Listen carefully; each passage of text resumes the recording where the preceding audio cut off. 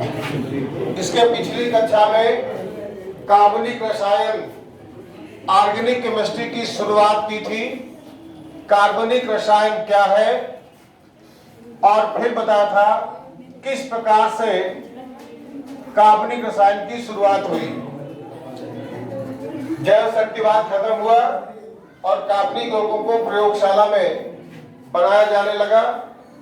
जब बहुत सारे कार्बनिक यौगिक बनाए जा चुके तो उनका अध्ययन करना कठिन होने लगा, तो फिर कार्बनिक यौगिकों का वर्गीकरण किया गया।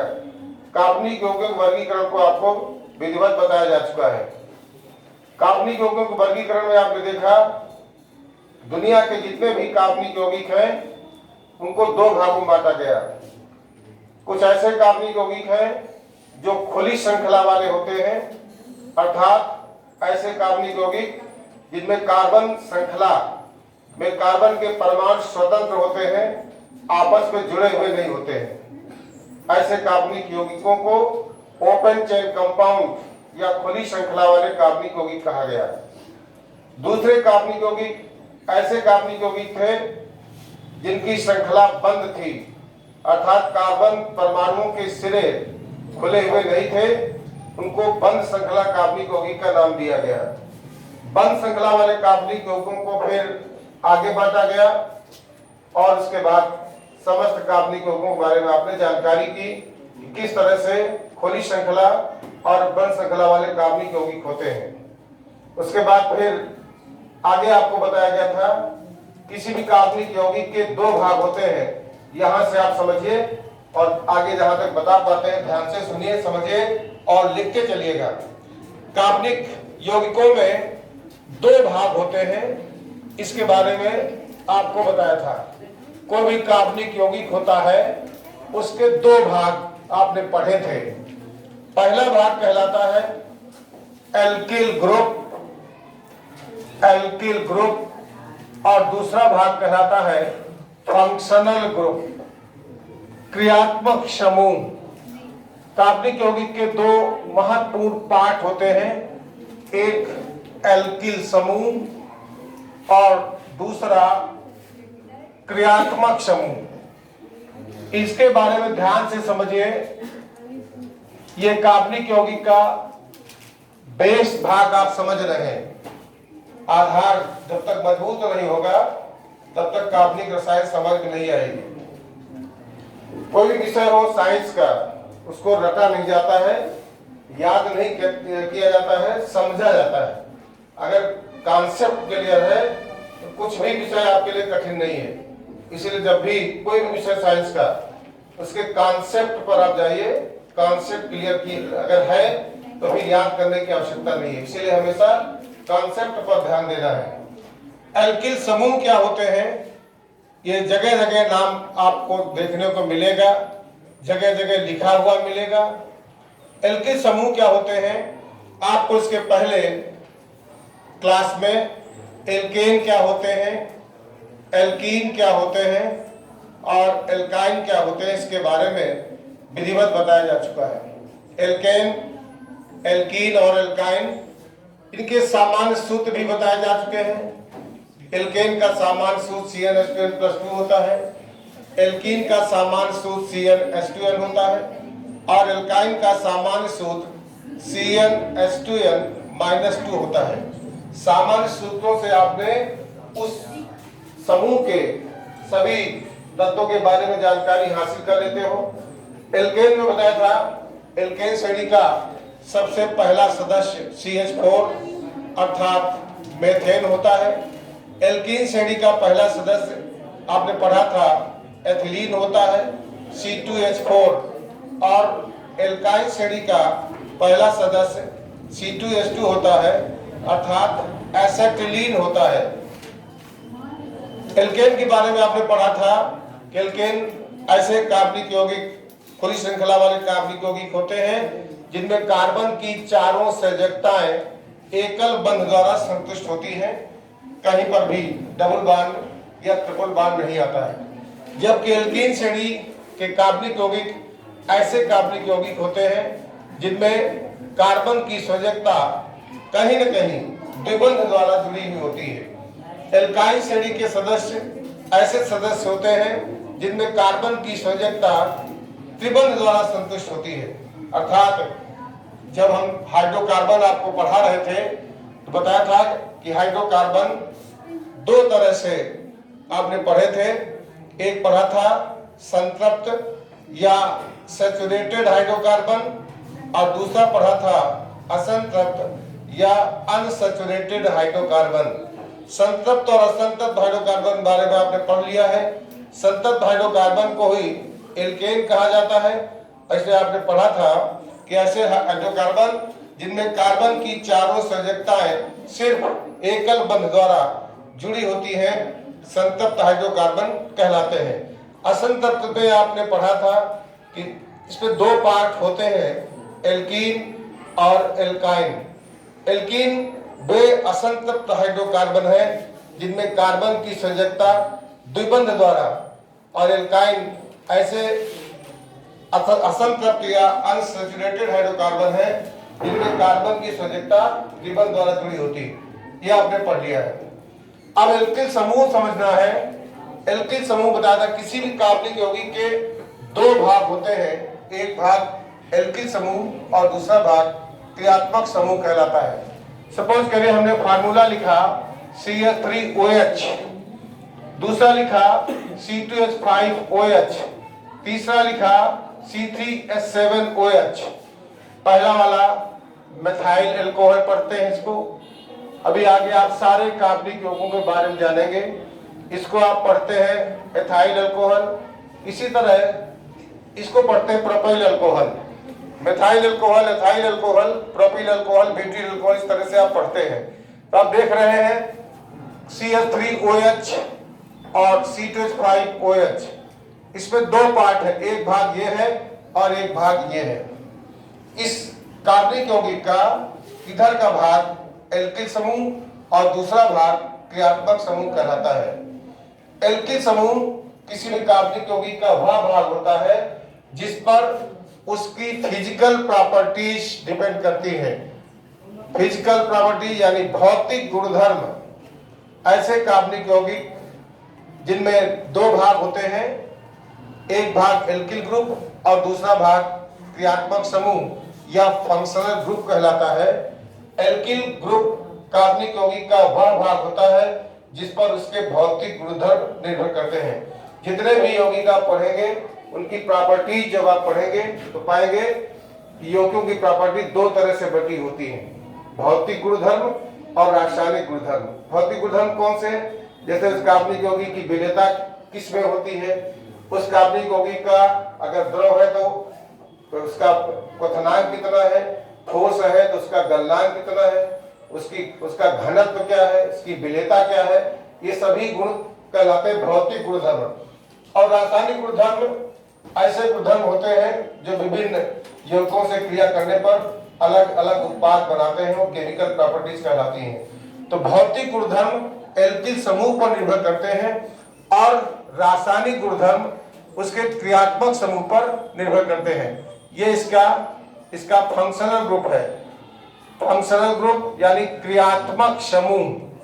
तो क्रियात्मक समूह यहाँ पर OH दोनों में है और CH3 और C2H5 ये एल्किल समूह है। अब एल्किल समूह प्राप्त कैसे होते हैं, एल्काइल ग्रुप ये प्राप्त कैसे होते हैं?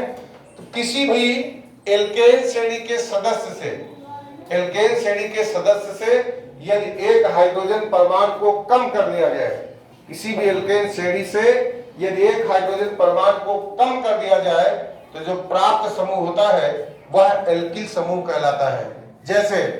जैसे एल्केन श्रेणी का भी हमने बताया आपको, पहला सदस्य मेथेन है। मेथेन CH4 होता है। इससे एक हाइड्रोजन परमाणु को माइनस कर दें, कम कर दें तो बन जाएगा CH3।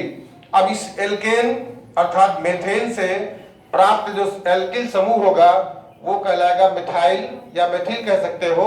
यही यहाँ पर लिखा हुआ है। OH अल्कोहल समूह होता है इसलिए इसका नाम मेथाइल समूह है। OH अल्कोहल है तो मेथाइल अल्कोहल। इसी प्रकार से एल्केन श्रेणी का दूसरा सदस्य है C2H6, इसको एथेन कहा जाता है। अभी आपको हमने बताया है एल्केन श्रेणी का CH4, अगला सदस्य C2H6। इससे यदि एक हाइड्रोजन परमाणु को घटा दिया जाए तो बन जाता C2H5 और यह समूह कहलाएगा इथाइल एल्किल समूह। एक हाइड्रोजन C2H6 था, एक हाइड्रोजन को रिप्लेस कर दिया गया तो C2H5 बना, यह कहलाएगा एथाइल। इसी प्रकार से C3H8 से एक हाइड्रोजन को हटा दिया जाए तो बन जाएगा C3H7। इसको इस तरह से भी लिख सकते हो CH3 CH2 CH2। ये हमेशा किसी से जुड़े होंगे, जैसे मेथिल अल्कोहल में OH के साथ मेथिल जुड़ा है, एथिल अल्कोहल में C2H5 OH के साथ जुड़ा है। तो क्रियात्मक समूह के पहले एल्किल समूह होता है। किसी भी कार्बनिक यौगिक का एल्किल समूह वह भाग होता है जिस पर उसके भौतिक गुणधर्म निर्भर करते हैं। और इन एल्किल समूहों को हम एल्केन श्रेणी के सदस्यों से एक हाइड्रोजन परमाणु को कम करके प्राप्त करते हैं। एल्केन श्रेणी सदस्य क्या है? जैसे CH4 को मेथेन कहते हैं, C2H6 को एथेन कहते हैं, C3H8 को प्रोपेन कहते हैं, C4H10 को ब्यूटेन कहते हैं, C5H12 को पेंटेन। इसी तरह से हम एल्केन श्रेणी के सदस्यों से एक एक हाइड्रोजन को घटा करके, कम करके, रिप्लेस करके एल्किल समूह को प्राप्त करते हैं। मेथेन से हटा दिया एक हाइड्रोजन परमाणु तो मिथाइल एल्किल ग्रुप मिला। एथेन से हटा दिया एक हाइड्रोजन परमाणु C2H6 से एथाइल मिला।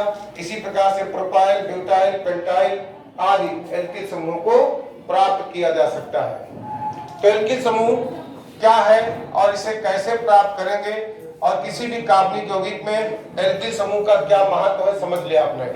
अब आता है क्रियात्मक समूह, फंक्शनल ग्रुप। किसी भी कार्बनिक यौगिक का क्रियात्मक समूह वह भाग होता है जिस पर उसके रासायनिक गुणधर्म निर्भर करते हैं और अलग अलग श्रेणी के कार्बनिक यौगों के क्रियात्मक समूह भी अलग अलग होते हैं। यहाँ पर मेथिल अल्कोहल और एथिल अल्कोहल दोनों में एल्किल ग्रुप तो भिन्न है। मेथिल में CH3 और एथिल में C2H5 है, इसलिए मेथिल अल्कोहल और एथिल अल्कोहल के भौतिक गुणधर्म अलग होंगे। जैसे कि इसका गलनांक या इसका क्वथनांक द्रव है तो क्वथनांक एथिल अल्कोहल का अलग होगा, मेथिल अल्कोहल का अलग होगा। क्वथनांक अलग हो जाएगा क्योंकि दोनों का एल्किल ग्रुप भिन्न है। लेकिन OH दोनों का क्रियात्मक समूह अल्कोहल मौजूद है, दोनों में समान है, इसलिए मेथिल अल्कोहल और एथिल अल्कोहल के रासायनिक गुणधर्मों में बहुत अधिक समानताएं होंगी। प्रायः रासायनिक गुणधर्म समान होते हैं। इसका कारण है कि रासायनिक गुणधर्म उसके क्रियात्मक समूह पर निर्भर करते हैं। तो एल्किल समूह क्या है, क्रियात्मक समूह क्या है, आपने समझ लिया। अब आगे कुछ क्रियात्मक समूह, अभी सारे तो नहीं बताएंगे, कुछ क्रियात्मक समूह आपको महत्वपूर्ण सबको पता होने चाहिए, वो भी जानना जरूरी है। कौन कौन से मुख्य रूप से क्रियात्मक समूह हैं। अब आप यहाँ ये कह सकते हैं कि मेथेन में तो कोई क्रियात्मक समूह नहीं, एथेन में कोई क्रियात्मक समूह नहीं, एथिलीन में कोई क्रियात्मक समूह नहीं, एस्टिलीन में कोई क्रियात्मक समूह नहीं। तब इसकी रासायनिक प्रॉपर्टी, केमिकल प्रॉपर्टीज किस बात पर निर्भर करेंगी? तो इनके जो रासायनिक गुणधर्म हैं वो इनके बांध पर निर्भर करते हैं, बंध पर निर्भर करते हैं। जैसे एल्केन श्रेणी के सभी सदस्यों में कार्बन परमाणुओं के बीच में एकल बंध आता है, तो मेथेन या एथेन या प्रोपेन इनके रासायनिक गुणधर्म इसके रासायनिक बांध, केमिकल बांध अर्थात सिंगल बांध पर निर्भर करेंगे। जैसे एथिलीन में एल्कीन है तो डबल कार्बन परमाणु और दो कार्बन परमाणु और दोनों कार्बन परमाणु के बीच में द्विबंध उपस्थित है। इस एथिलीन की केमिकल प्रॉपर्टीज इसके द्विबंध पर निर्भर करेंगी, अलग से कोई क्रियात्मक समूह नहीं है, तो इसका द्विबंध ही इसके क्रियात्मक समूह के रूप में कार्य करेगा। जैसे एस्टिलीन है, कार्बन परमाणु के बीच में त्रिबंध है, तो यहाँ पर त्रिबंध पर इसके रासायनिक गुणधर्म निर्भर करेंगे। एक प्रकार से हिडन, छिपा हुआ क्रियात्मक समूह है। एल्केन में एकल बंध, एल्कीन में द्विबंध और एल्काइन में त्रिबंध, अर्थात इनकी chemical properties single bond, double bond और ट्रिपल बांड पर निर्भर करेगी। अर्थात एल्केन की एकल बंध पर, एल्कीन की द्विबंध पर और एल्काइन की त्रिबंध पर केमिकल प्रॉपर्टीज निर्भर करेंगी। तो इस तरह से एल्किल ग्रुप क्या होता है, और फंक्शनल ग्रुप क्या होता है, क्रियात्मक समूह क्या होता है। कुछ प्रमुख क्रियात्मक समूह अभी आप जानिए, फिर आगे पूरे डिटेल में इनके बारे में आप पढ़ेंगे। क्रियात्मक समूह अर्थात फंक्शनल ग्रुप होता क्या है, इसको समझिएगा। फंक्शनल ग्रुप क्रियात्मक समूह, जिसके बारे में अभी हमने बताया कि इस पर रासायनिक गुणधर्म किसी भी यौगिक के निर्भर करते हैं। जैसे कि अभी हमने कहा सिंगल बॉन्ड एल्केन का है, डबल बॉन्ड एल्कीन का है, यही इसका फंक्शनल ग्रुप है। डबल बॉन्ड किसका है, एल्कीन का है। त्रिबंध किसका है, एल्काइन का है। ये इसी के समझ लीजिए क्रियात्मक समूह ही है। और जब OH लिखा जाए तो यह OH क्रियात्मक समूह जो है वो एल्कोहल का होता है। क्रियात्मक समूह एल्कोहल का है, OH। इसी प्रकार से CHO लिखा जाए, CHO ये हमेशा किसी से जुड़े होंगे इसलिए बांड लगा है। CHO क्रियात्मक समूह होता है एल्डिहाइड का। इस सबको आप नोट कर लें। क्रियात्मक समूह CHO होता है एल्डिहाइड का। इनका आगे बार बार जिक्र होगा। कीटोन CO कीटोन का होता है। कीटोन का क्रियात्मक समूह CO होता है। इसी प्रकार से ईथर का क्रियात्मक समूह एल्किल समूह से ऑक्सीजन परमाणु जुड़ा होता है। ये एल्किल समूह R, जैसे हमने अभी आपको एल्किल समूह बताया CH3CH5, तो एल्किल समूह को हम शॉर्ट में R लिख देते हैं। जैसे लिखा है CH3OH, तो इसको ROH लिख दे। R मीन्स होता है एल्किल ग्रुप, डिनोट करता है R को। तो ROH में एल्किल ग्रुप जुड़ा है, चाहे वो मेथिल जुड़ा हो चाहे एथिल जुड़ा हो, तो ROH माने मेथिल अल्कोहल। अगर R या C2H5 है तो एथिल अल्कोहल। तो ईथर में एल्किल ग्रुप दो समान भी हो सकते हैं, ROR हो सकता है या ROR डैश हो सकता है। डैश माने अगर इधर मेथिल है RR में, यहाँ भी मेथिल है, इधर R डैश लगा दिया तो एक मेथिल और एक एथिल। तो ईथर जब ऑक्सीजन परमाणु दो समान या भिन्न एल्किल समूहों से जुड़ा हो तो वह ग्रुप ईथर होता है। इसी प्रकार से COOH ये कार्बोक्सिलिक एसिड ग्रुप होता है। कार्बोक्सिलिक एसिड समूह होता है। कार्बोक्सिलिक अम्ल का क्रियात्मक समूह COOH होता है। इसी प्रकार से CONH2 ये एमाइड ग्रुप होता है। एमाइड का CONH2 एमाइड ग्रुप होता है। इस तरह से आपको बहुत सारे क्रियात्मक समूह लगातार आप पढ़ेंगे इसमें, तो आप आगे और नॉलेज होगा। तो ये कुछ क्रियात्मक समूह हमने बताने का प्रयास किया कि ये क्रियात्मक समूह है जिसके अंतर्गत आप बहुत सारे यौगिकों को पढ़ेंगे। जैसे हम मेथिल अल्कोहल, एथिल अल्कोहल में आपने पढ़ा OH, और OH होता है अल्कोहल का, CHO होता है एल्डिहाइड का, CO होता है कीटोन का। जैसे OH के उदाहरण आपने पढ़े, वैसे CHO क्रियात्मक समूह का एक होता है SCHO, यह है form aldehyde. SCHO form aldehyde का फार्मूला है। इसी प्रकार इसी में CH3 जोड़ दीजिए तो ये एसिड एल्डिहाइड का सूत्र है। एसिड एल्डिहाइड दोनों में क्रियात्मक समूह CHO मौजूद है। Formaldehyde, acid aldehyde. जैसे कीटोन का CH3COCH3 ये श्रेणी का पहला सदस्य है। इसका नाम होता है एसीटोन, कीटोन श्रेणी का है। जैसे COOH है, SCOH, COH जुड़ा हुआ है, यह है फॉर्मिक एसिड। SCOH यह है फॉर्मिक एसिड। इसी का अगला सदस्य होता है CH3COOH, यह है एसिटिक एसिड। इस तरह से कुछ प्रमुख क्रियात्मक समूह के बारे में आपने जान लिया। एल्कोहल का क्रियात्मक समूह क्या है, एल्डिहाइड का क्रियात्मक समूह क्या है, कीटोन का क्रियात्मक समूह क्या है, कार्बोक्सिलिक एसिड का क्रियात्मक समूह क्या है, एमाइड का क्या है। इसी प्रकार अमीन का, प्राथमिक अमीन का NH2 होता है।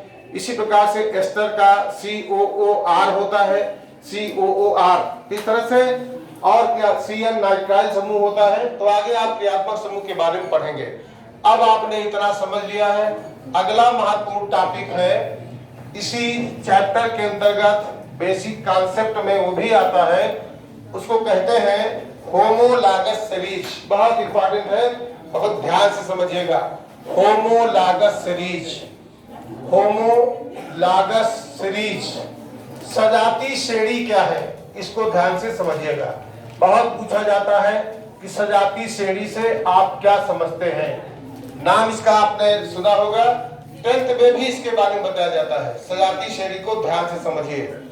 सजाती श्रेणी नाम से ही पता है कोई श्रेणी है और सजाती है, एक जैसी है। तो इसको ध्यान से पहले डिफाइन कैसे करेंगे।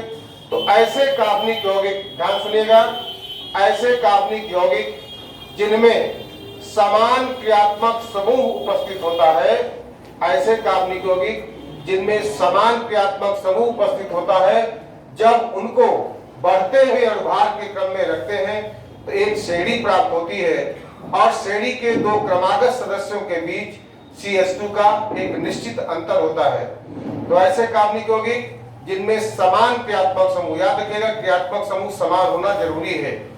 तो ऐसे कार्बनिक यौगिक जिनमें समान क्रियात्मक समूह उपस्थित होता है, जब उन्हें बढ़ते हुए अनुभाग के क्रम में रखते हैं तो एक श्रेणी प्राप्त होती है।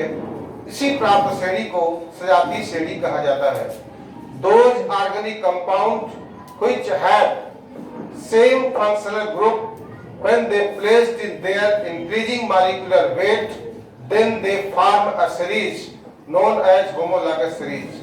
ऐसे कार्बनिक यौगिक जिनमें समान क्रियात्मक समूह उपस्थित होता है, जब उन्हें बढ़ते हुए अनुभाग के क्रम में रखते हैं तो एक श्रेणी प्राप्त होती है। ऐसी ही प्राप्त श्रेणी को सजाती श्रेणी कहा जाता है। जैसे हमने पहला सदस्य लिखा CH3OH, दूसरा सदस्य लिखा C2H5OH, तीसरा सदस्य लिखा CH3OH। देखिए लगातार सभी में क्रियात्मक समूह OH मौजूद है। ऐसे कार्बनिक यौगिक जिनमें समान क्रियात्मक समूह उपस्थित होता है और सभी का अनुभार बढ़ता जा रहा है, बढ़ता चला जा रहा है। यहाँ से और दोनों के इस सबके बीच में दो क्रमागत सदस्यों के बीच में CH2 का एक निश्चित अंतर भी आप देख रहे हैं। यहाँ 3 हाइड्रोजन है, यहाँ 5 हो गए, यहाँ 7 हो गए, आगे 9 हो जाएंगे। तो समान क्रियात्मक समूह वाले ऐसे कार्बनिक यौगिक जब उन्हें बढ़ते हुए अनुभाग के क्रम में रखते हैं तो एक श्रेणी प्राप्त होती है। श्रेणी को ही सजाती श्रेणी कहा जाता है।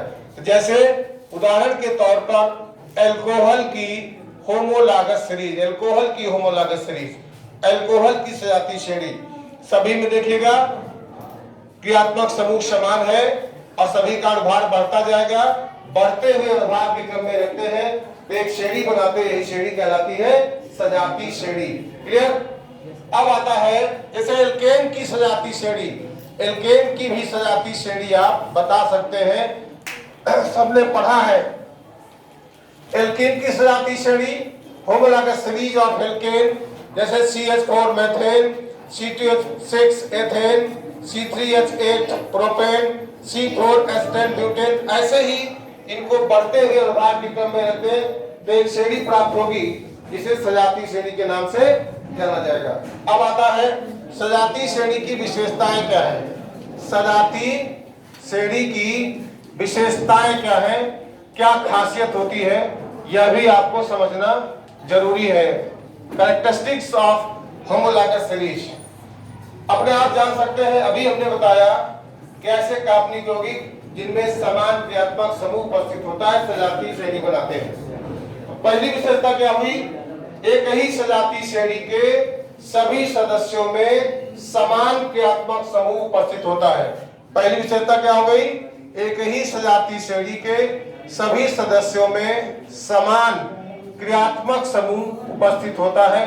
आप देखिए अल्कोहल की श्रेणी देख रहे हैं, OH मौजूद है। एल्केन की श्रेणी देख रहे हैं, हमने बताया एल्केन का क्रियात्मक समूह इनका सिंगल बांड ही माना जाएगा, क्योंकि सिंगल बांड पर ही इसके रासायनिक गुणधर्म निर्भर करते हैं। दूसरी विशेषता क्या होगी, एक ही सजाती श्रेणी के दो क्रमागत सदस्यों के मध्य CH2 का एक निश्चित अंतर होता है। CH2 का एक निश्चित अंतर होता है, यह दूसरी विशेषता है।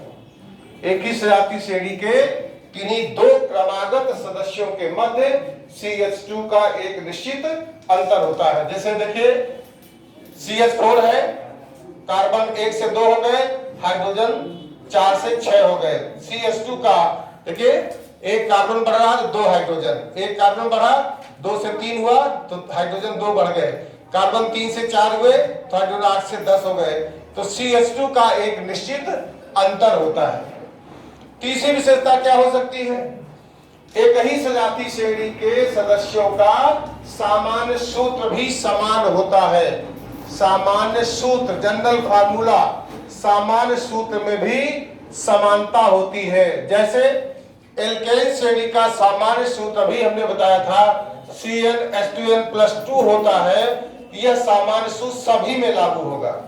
जैसे अल्कोहल श्रेणी के सदस्य लिखे हैं, इनका सामान्य सूत्र CnH2n+1OH होगा, तो सभी सदस्यों का सामान्य सूत्र CnH2n+1OH भी लागू होगा। चौथी विशेषता क्या है? एक ही सजातीय श्रेणी के सभी सदस्यों के प्रायः रासायनिक गुणधर्मों में समानताएं होती हैं। क्यों होंगी? क्योंकि हमने बताया कि क्रियात्मक समूह पर किसी भी कार्बनिक यौगिक के रासायनिक गुणधर्म निर्भर करते हैं। मेथिल अल्कोहल हो, चाहे एथिल अल्कोहल हो, चाहे प्रोपिल अल्कोहल हो, सभी में क्रियात्मक समूह समान है। इसलिए क्या होगा? रासायनिक गुणधर्मों में समानताएं होती हैं। रासायनिक गुणधर्मों में समानताएं होंगी। ये अगली विशेषता हो गई कि रासायनिक गुणधर्म समान होंगे। पांचवी विशेषता लिख सकते हो कि इनमें एल्किल समूह बदल रहा है। एल्किल समूह मेथिल अल्कोहल में CH3, एथिल अल्कोहल में C2H5, प्रोपिल अल्कोहल में C3H7।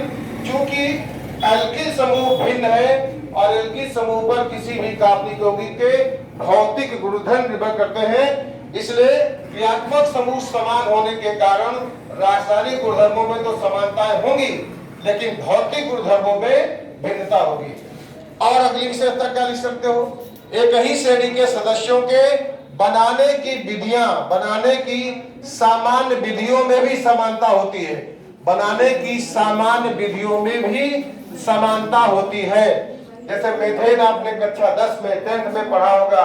मेथेन सोडियम एसीटेट की सोडा लाइम से दिया करा दो तो मेथेन बनती है। वैसे एथेन सोडियम प्रोपियोनेट की सोडा लाइम से दिया करा दो तो एथेन बनेगी। सामान्य रूप से एक ही श्रेणी के सदस्यों के बनाने की विधियां भी लगभग समानता प्रदर्शित करती हैं। इस तरह से आज आपने पढ़ा है सजातीय श्रेणी क्या है, सजातीय श्रेणी की विशेषताएं क्या है, एल्किल समूह क्या है, क्रियात्मक समूह क्या है। आशा है आपने समझ लिया होगा।